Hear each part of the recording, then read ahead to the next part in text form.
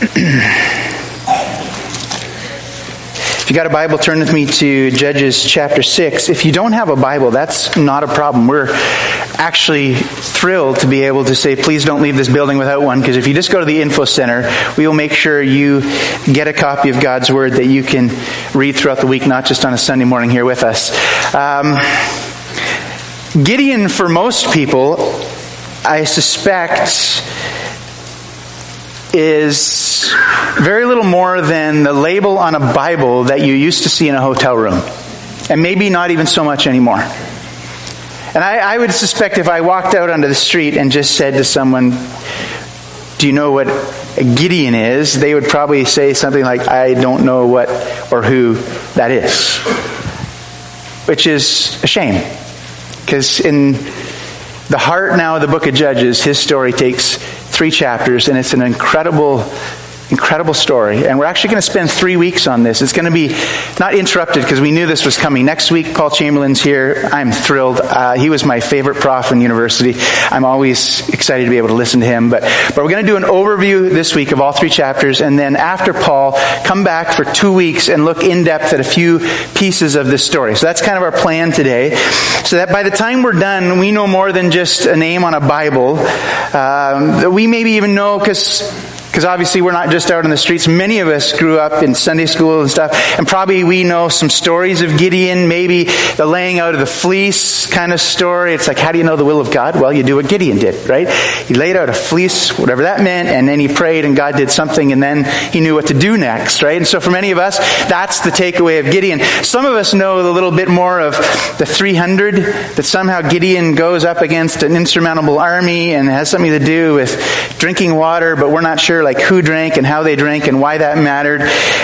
But probably that's about it. And I don't mean that as an insult, because in all honesty, aside from really digging in over the last couple months, if you had said, here's a quiz on Gideon and offered it to me, I probably would have failed. Because there is so much more to this story that we don't often tell. And that's sort of my goal this morning, is to tell the rest of the story. Just before we jump in, I want to just remind you, though, of what we've been talking about through the book of Judges, this cycle that's going on. And if you're visiting, this will get you up to speed really quick.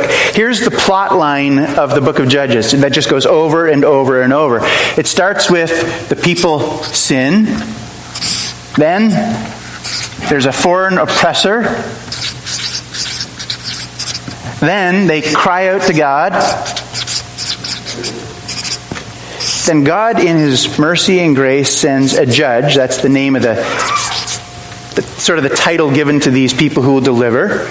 And that judge delivers, and during their lifetime, so during the life, I'll give a number 4, number 5, during the life of the judge, there is rest. Then the judge dies, and we repeat the whole thing. And we're about 3 big cycles of this into this story. So we had Othniel, he was the first. It's the shortest story. It just kind of gets right to this kind of plot line. It's like they sinned, they cried out. They sinned, there was oppressors, they cried out, God sent a judge. He brought rest to the land. And within about 3 verses, we get the plot line. Then we moved on to Ehud. That's the second big story. And you get more detail, right? You get names and places, and you get a description of how this man delivered. And then you kind of get more sort of window dressing around it, so you kind of get this whole story. And then Ehud dies, and then we get right back to sin. And then I don't know if you noticed, but last week in the big cycle, we now have the people sinning, and we get an oppressor again, and they cry out, and then Deborah is sent by the Lord. She is a judge, and she comes along, and with the help of Barak and Jael, there's deliverance. But there's a piece that's left out right here. There is rest in the land, but there's no reference to this lasting as long as Deborah dies. In fact, there's no reference at all to her death. It's just sort of the first moment where if we're really paying careful attention, we go, oh, there's a piece in this that kind of got dropped. And I mention that because as we go through Gideon's story, I just want you to kind of pay attention to this, because I'll give you the spoiler alert here. There's going to be pieces of this now that through Gideon's own life start to get dropped. This nice, neat plot line is going to get a little murky for us, and I think that's part of the point. So I'm going to pick up in chapter 6, verse 1, where it says, the people of Israel did what was evil in the sight of the Lord, and the Lord gave them over into the hand of Midian for 7 years. So we're kind of back to this beginning point. The people did what was evil, they sinned, and as a result, there's a foreign oppressor. Now Midian, interestingly enough, wasn't always a foreign oppressor. In fact, when Moses ran from Pharaoh way back before the Exodus and all those things, if you remember, he goes to Midian. These are the people that he actually becomes part of them. He's living with them and they're good to him. They don't sort of turn until the Exodus itself. The people are in the wilderness, and it's the Midianites who are trying to get Israel to turn from the Lord, from faithfulness to him, and they're trying to get them to worship foreign gods. And from that point on, the Midianites and the Israelites are now sort of playing on two different teams. By the time we get to where we're at historically, we've got the Israelites as settlers, so they've settled down in the land of Israel that we would know as Canaan in the Bible times. And the Midianites are a nomadic people. They don't really have a home. They just sort of travel. They've got camels. That's sort of the cutting edge technology. And through the story, even that shows up. So they're traveling around. And at this point, all of a sudden, because of the evil of the Israelites, God gives them over into the hands of the Midianites. It's different than some of the other oppressors from the other plot lines. The Midianites don't just move in and take over. They just visit. They swoop in with their camels. They take what they want, and then they leave again. And it seems like for 7 years, every year they do this. The Israelites grow crops. They grow what they need to survive. The Midianites come and take them. And the irony of it is the Israelites now are going to be described more like nomads. They don't have homes. They're hiding. They're living in caves. But they're supposed to be the settlers. They're supposed to be the ones settled down. And the Midianites, who are the nomads, are coming and eating the crops that have been cultivated. And I think what Judges 6 is showing us is just how backwards everything is becoming as a consequence of the sin of Israel. The part that Israel, I don't think, gets is that these two parts of the story could also be called sort of the breaking of the covenant and then the covenant curses. Because that's really what sin boiled down to. God said, we're going to have a relationship. Here's the basis of the relationship. It's all through Deuteronomy laid out for them. And if you follow me, I'm going to bless you. And if you don't, there's going to be very specific results. And I mention that because the results are spelled out in absolute stunning, shocking detail. At least for us who can open to Deuteronomy 28 and read what the specific cursings were going to be. I mean, it's spelled out even down to the animals that are going to be taken. If you look at verse 4, they're going to take the sheep, the ox, and the donkeys. Go read Deuteronomy 28, and God says, look, if you break the covenant, I'm going to take away your ox, your sheep, and your donkeys. I mean, Israel should have been going, oh wow, we realize what's happened. We've broken the covenant. We see clearly because it's being spelled out so specifically, but they don't. They just don't seem to notice any of it, and that sadly seems to be a good lesson for the human heart. I don't notice. In fact, often I do exactly what Gideon's going to do when things go awry and there's consequence to sin. I don't look and go, maybe I should learn. Maybe I should examine my own heart.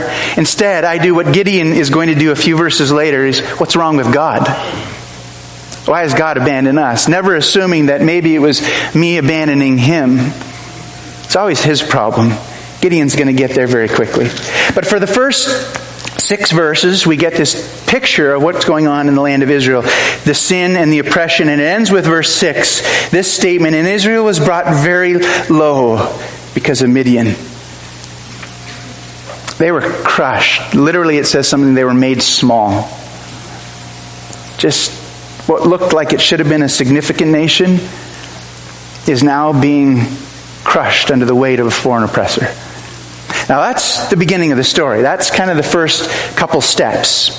And so let me ask you this. When they cry out, as they're about to, what's supposed to happen next? A judge, right?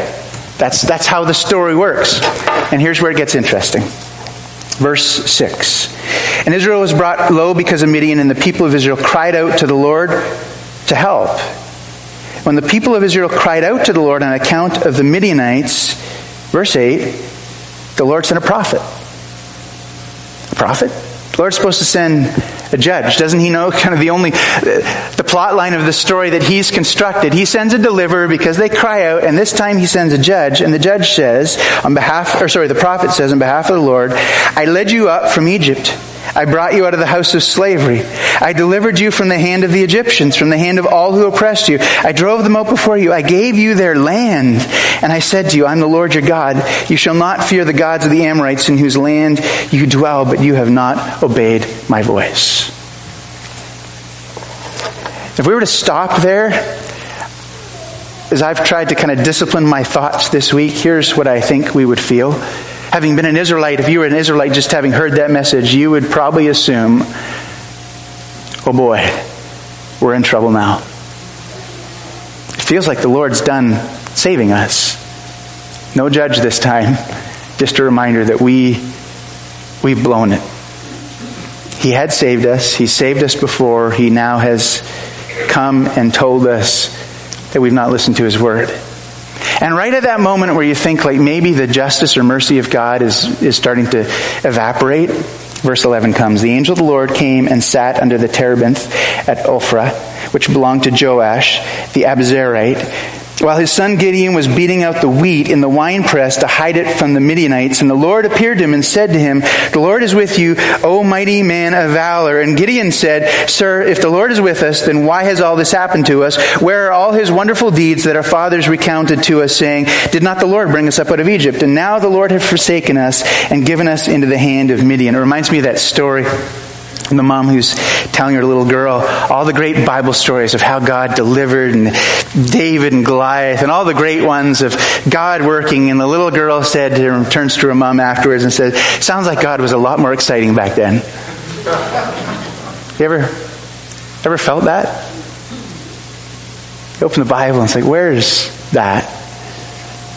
Because we've trained our eyes not to see his work. That's Gideon's answer. The angel comes and his answer is, why and where? Why is this happening? Why isn't the Lord saving us? And where are all his wondrous deeds? We know them. But his answer isn't, hey, maybe this is a clue that we've done something. Maybe this should be a clue that we've abandoned the Lord. You see Gideon's conclusion? The Lord's abandoned us. But in that is this really odd statement, which I don't know if anyone totally knows what to do with.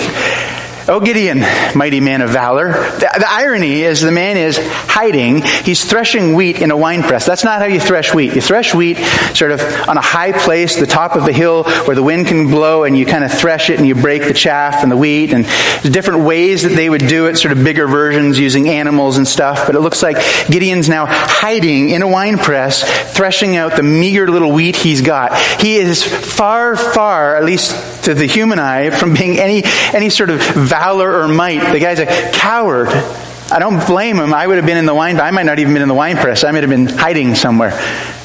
But the Lord shows up, as we're going to see. This is not just an angel. This is actually going to be the Lord himself, as we'll discover in a moment. And the Lord sees something different.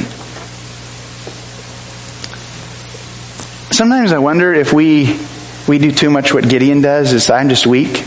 I'm no one. I'm not sufficient.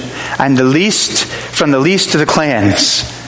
And the Lord looks and says, yeah, but the point never was how powerful you were. The point was always, as Paul knew, that when the Lord is working through you, you become a mighty man, a mighty woman. Because it's him. It's his strength. It's his ability working in us. Gideon doesn't see that yet. He will. He'll come.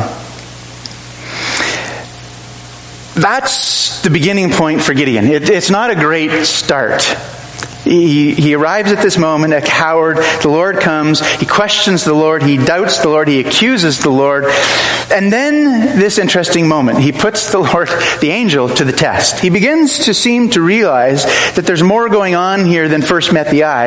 In fact, sort of the Lord kind of revealed himself a little bit to him through this conversation. And Gideon suddenly realizes that this is a pretty significant moment. And so he does something. He suggests a test of sort. It's a strange test. He says to the angel of the Lord, who he now is starting to come to understand is maybe more than even just a messenger. He says, you stay here. I'm going to go make supper. And he goes away. We're not sure how long, but from some of the measurements, it's not just that he whipped away and 5 minutes later grabbed some stuff out of the fridge and came back with kind of like an instant meal. The loaf of bread he makes, he actually uses 35 pounds of flour. Remember, we're at a time of famine. They don't have anything. These people are starving to death. It's almost more of the picture is he goes home and finds everything he can and brings it as a gift/test of this messenger who's come to see him. Verse 19, Gideon went into his house, prepared a young goat and unleavened cakes from an ephah of flour. The meat he put in a basket, the broth he put in a pot. He brought them under the terebinth and presented them. And the angel of God said, take the meat and the unleavened cakes, put them on the rock and pour the broth over them. And he did so. Then the angel of the Lord reached out the tip of his staff that was in his hand, touched the meat and the unleavened cakes, and fire sprang up from the rock. Get the picture? Rocks don't burn. Fire springs out from the rock and consumes it all. And the angel of the Lord vanishes from his sight. Verse 22, then Gideon perceived that he was the angel of the Lord. And Gideon said, alas, O Lord God, for now I've seen the angel of the Lord face to face. Kind of an interesting thing. You almost wish Gideon could have remembered what that moment actually meant. That when you offer a sacrifice, because the meal became a sacrifice the second God showed up and touched it. When you offer a sacrifice to God and when it ignites like that, that's a sign of the Lord's favor. But Gideon can't see through that yet. All he knows now is that this angel of the Lord is actually the Lord, and he's seen him face to face, and now his instinct is fear. Just fear. And it's actually going to take the Lord coming back to him in verse 23 and saying, peace to you, don't fear, you will not die. For Gideon to bring him back to that spot where he's able to come to grips with what's just taken place. And as a result, he decides to build an altar. The altar is going to be called something about the peace of the Lord. And in other words, Gideon recognizes he should have died, but God's been good to him, and now there's peace. And so he builds this altar. It's not really described how big, but he builds it. And here's where the story takes its first sort of turn. On a place that we're going to discover is next to the altar that his dad had built to Baal. You go, hold on a second. What's happened to this Israelite family that they have descended this low?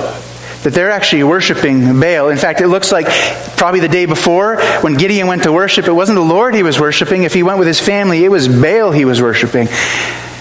And now we start to realize we have a problem. We have a massive problem. And I think while it's not spelled out, the things that Gideon is about to learn go something like this, that before the Lord will deliver you and save you, you've got to deal with the Baals of your heart. It's one thing to call out to the Lord and say, Lord, Lord, save me.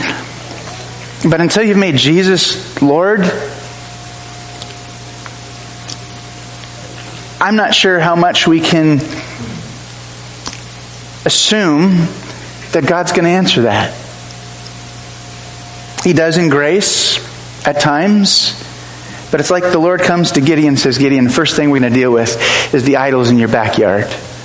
We got to deal with that stuff, Gideon, before you lead people, before you save nations.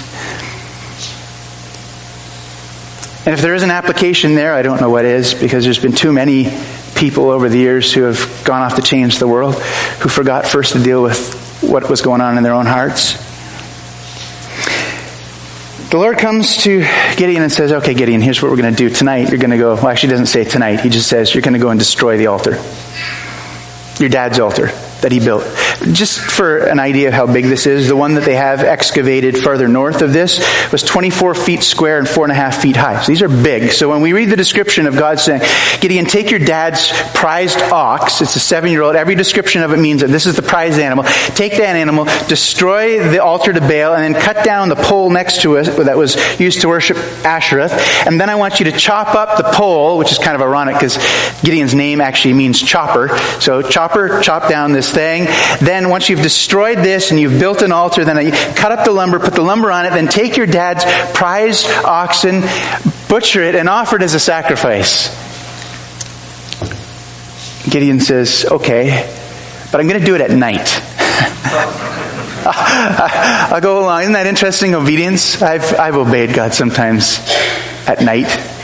You know what I mean by that? Like, okay, God, I'm going to do this, but I will do it in the most hidden, veiled way possible so that I can still say I obeyed, but I tried to hold back a little bit. I wonder if in the middle of the night, though, that Gideon's thoughts kind of got revealed, because I'm not sure how you offer a sacrifice on a fire without actually making it the most visible thing in the neighborhood at the highest point. I kind of wonder if Gideon just didn't see that thing all the way through. But we do know that by morning, in verse 28, the men of the town who rose early, and it's interesting, isn't it, that the worshipers of Baal are getting up to do their morning devotions?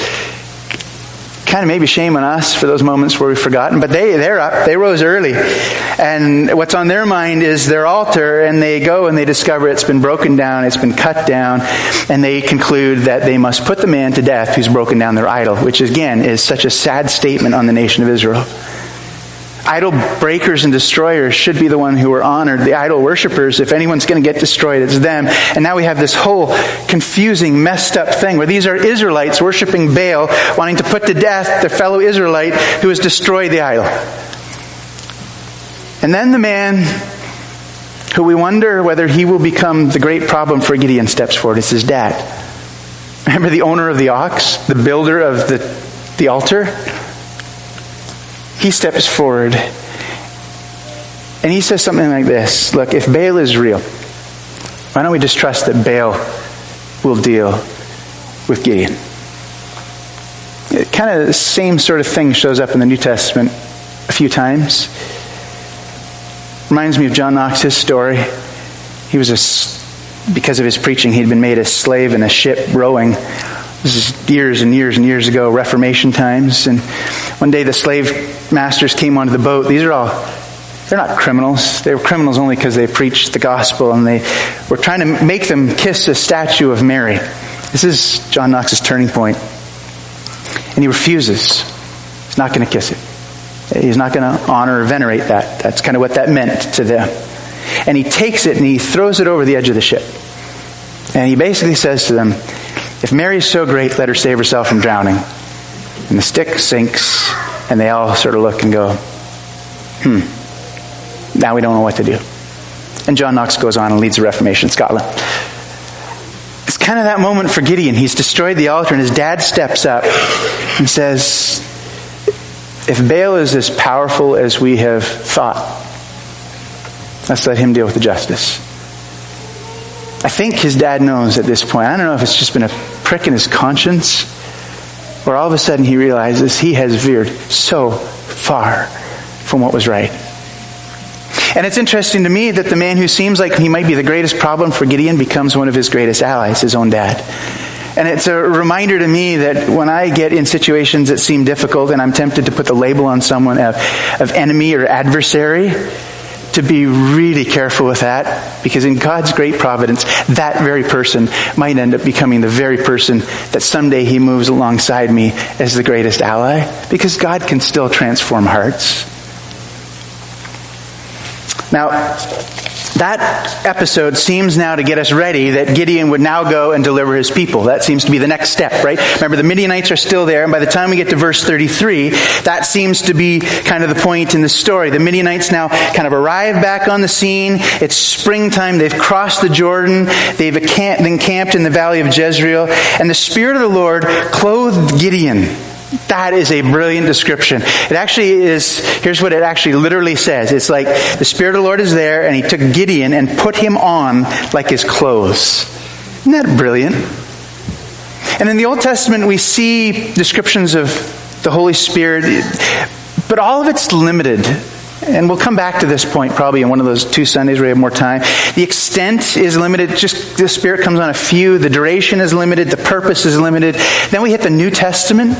And the great change is that the Holy Spirit of God comes upon all believers forever, and not just for a narrow purpose, but for all sorts of wonderful purposes. And there's this massive change, and we're clothed. We speak of being clothed with the Spirit, but did you get that language? It's like, no, the Spirit says, I just put you on so that I can work through you.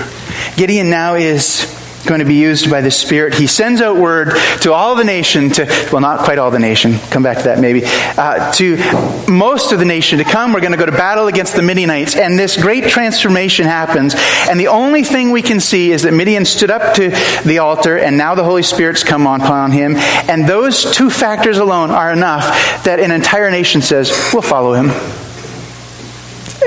Don't ever minimize the power of the Spirit to work. I guess that's the lesson of that brief moment.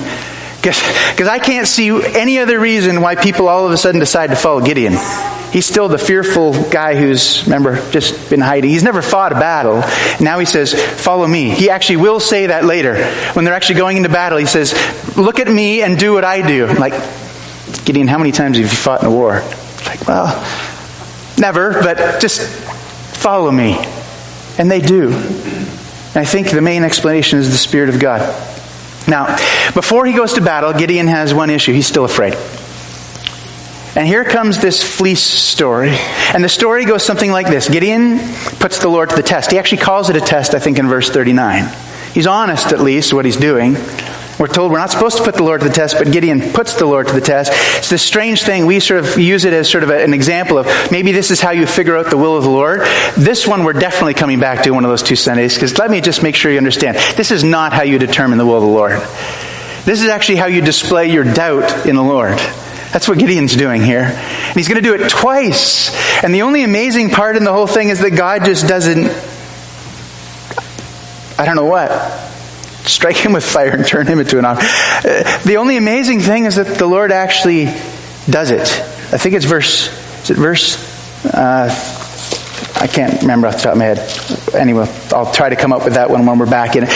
The Lord actually entertains this. So Gideon's idea is, okay, God, if you're real, and if you're actually with me, and if you're going to do what you promised multiple times you would do, which God had at this point, I'm going to put a fleece out at night. And when I wake up in the morning, if all the ground is dry but the fleece is wet, then I'll know that you're with me. And so he does that, and the Lord does his part, and he wakes up in the morning, the fleece is wet, and you would think Gideon would say, wow, God in his mercy answered my prayer. But actually Gideon realizes, I asked for the wrong sign.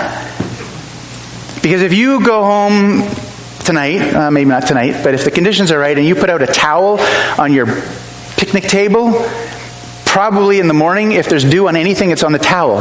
In fact, in these days, in sort of these kind of conditions, that's often how they gathered water. They put out fleeces at night, and then in the morning they wrung them out into a cup, and you had water because that got wet, the ground stayed dry. It's just how things work. It's almost like Gideon's probably done that before, so he kind of knew that, and then realizes the next morning, it's like, well, that wasn't actually miraculous enough, so God, here's what we're going to do. Plan B is tomorrow I'm going to put out the fleece. Now I want the ground to be wet and the fleece to be dry. And God does it. We'll come back to that. But be careful with that as some sort of interpretive lesson of here's how you figure out the will of God. God is much more concerned with us walking with him, having godly wisdom that's informed by his word, rather than signs and miraculous fleeces and drying and doors and openings. And I've done it. I'll just be honest. Lord, if you want me to do this next Tuesday, please make the phone ring. That's my fleece kind of things, right? You ever done those kind of things? Rather than saying, Lord, I trust you. You're going to lead me. You've given me your word. I know its principles. I'm just amazed at how merciful God is. Verse 40, there it is. And God did so that night, and it was dry, and the fleece only, the ground was dew. So now we would expect Gideon's ready to go and lead them into battle. Only one thing, God still knows Gideon is a fearful man. And so there's still some issues to resolve. And so God's going to do that very thing, I'm going to suggest to you, by actually weakening him. God's going to give him assurance by almost crippling him. The first thing God has to do is deal with the numbers. The Midianites have something that's like 135,000, something like that. Basically, it's like the stars of the sea. It's actually interesting, that description, because that's the stars of the sea is the stars of the sky is the description given to Abraham's offspring. Now, when the Israelites look on the Midianites, they're using the same language to describe their enemies. And God says, yeah, we have a math problem. You've got, 32,000 men. They've got over 130,000. You're outnumbered 4-1. This isn't going to work. We need to get rid of some of your men, Gideon, so that everyone knows that when you win this victory, it was the Lord. And so the first announcement is anyone who's afraid goes home. I wonder in Gideon's mind, that's his story. He's a fearful man. I think the Lord's at work in that moment. Most of the men leave, about 2/3. Gideon's now left with his much diminished army, and God says that's still too many. People still might get confused. 10,000 versus 130-something thousand. So he says, here's the next thing. I want them to drink. So there's a spring there. And he says, based on how they drink, we're going to send more home. Textually, this is a really odd one. In fact, different translations, some of you will be even reading out of them and you'll be going, hold on a second, mine says something different. The problem with the story is it's not totally clear whether the people who lap the water like dogs also do something with their hands, or whether that's a separate issue. But here's what it boils down to. Some lap water out of the stream like a dog, and others sort of cup it out with their hands. Most do that with their hands. 300 lap out. Now, I don't know, have you ever been hiking? I've hiked a bit. I've drunk water out of streams. I'm not sure it's always the safest, but you're up, high, and you kind of go, probably not contaminated, no bacteria, we'll risk it this time. I have never been tempted to get down on my hands and knees and start sucking water out of a stream. That just to me seems odd. Now, if you have, this is not an insult to you. So yeah, some of you have. But I think it's strange. And I think what this means is that Gideon is left with 300 guys who have chosen to drink in an unusual way that the rest of the world would look on and go, that's unusual. He's not left with the 300 bravest or the cleverest or the men of valor. God has crippled Gideon with 300 guys who decide the best way to drink out of a puddle when the army is just over there. The enemy is like right over there. Let's get our faces down in there. And God says, perfect. Now Gideon, you and these 300 men, this is perfect. Now I can work. Now Gideon, one more thing, because I know you're still afraid. I'm going to do one more thing for you. I'm going to let you go down into the enemy camp, get really close so you can see how many of them there are, and I'm going to let you hear one more thing. That's what the next part of the story is. Gideon goes with his sidekick. They go down into the enemy camp. Again, to his eyes, this is overwhelming. And remember, God often takes us into dangerous, difficult things to give us assurance. It's not to scare us. It's actually to assure us of His faithfulness and His goodness. Gideon arrives right as two Midianites are talking about a dream one of them had. And the dream's just this. I had a dream last night, and a large barley bun came rolling down the hill. It hit our tent and knocked it over. And the other guy says, oh, I know what that means. That means Gideon, and they've obviously spied enough to know who Gideon is and his army. That means Gideon and his men are going to beat us. I don't know how you get from a bun hitting a tent, and we're outnumbered, there's 300 of them and 130,000. How you go there other than the Lord. See the Lord's grace in this? And He's already putting in the hearts of the Midianites this fear that's totally unreasonable. The battle happens. For those of you who don't know, the way it works is Gideon and his men don't even use swords. Even though they yell, a sword for the Lord and a sword for Gideon, no one's actually got a sword. They've got clay pots with torches inside and trumpets. They surround the Midianites in the middle of the night. They shatter their clay pots. They blow their trumpets, and the Midianites don't know what's going on and pretty much kill almost all of them. And the Lord wins this great victory. And right there is a perfect spot for the story to have stopped. And we should read the statement that says, and the land had rest for however many years until Gideon died, and unfortunately the story doesn't end. And if you allow me 5 more minutes, I'll bring it to an ending. And then, like I said, we'll be able to come back. Gideon pursues the men who retreat, 15,000 of them with his 300 men.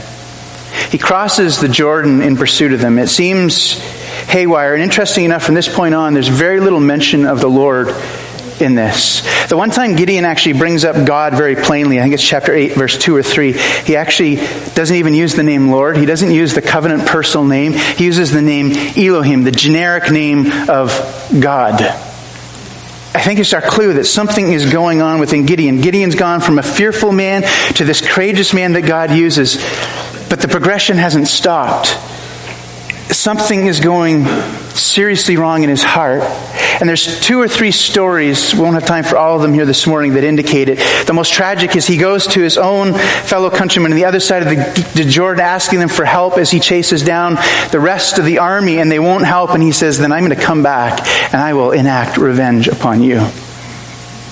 He eventually goes with his 300 guys. He destroys what's left of the Midianites' army. It's a tragic scene. He comes back and he destroys one of those cities, puts to death countless men, his own countrymen. And then he brings these kings, the 2 Midianite kings that he's captured, and he sets up his son. He says, now son, I want you to kill them.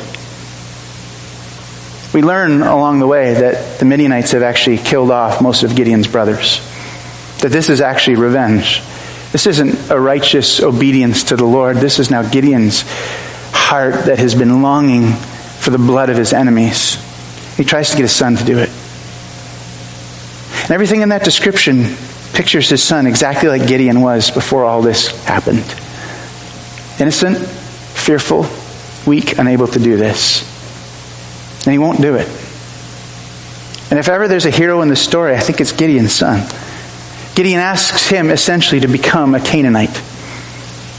There's no honor for an Israelite to do that. There's no instruction that that's how they were to act. That's how the Gideons act. Or not the Gideons.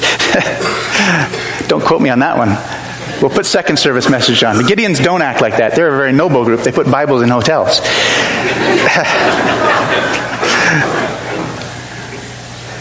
But his son won't do it. Gideon does. Then they come to him and say, Gideon, we want to make you king because you've done this great thing for us. And Gideon says, Israel already has a king. His name is the Lord. I won't be king.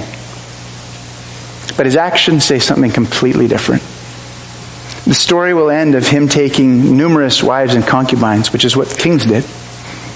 The story will end of him taking the plunder of the battle, which is what kings do.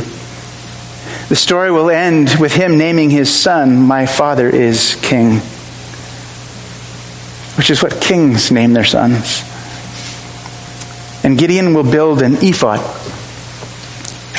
some sort of garment that's used to determine the will of the Lord. He'll make his own and set it up at his house. And by the time all is said and done, we don't have this. For the rest of the life of the judge, there is rest. Instead, we have the judge himself leading the nation to worship an idol. There's a lot in this story we're going to come back to. There are some profound things. But if I could leave one thing with you, it would be this.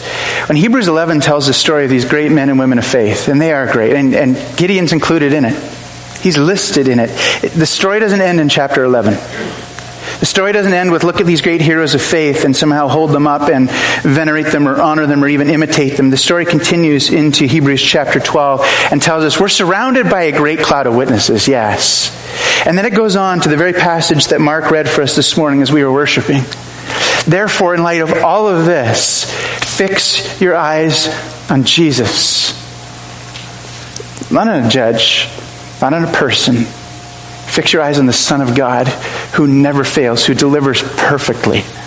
Put your hope in him, your trust in him, because he will deliver us and lead us. And he will ultimately bring us into the presence of his heavenly Father with great joy.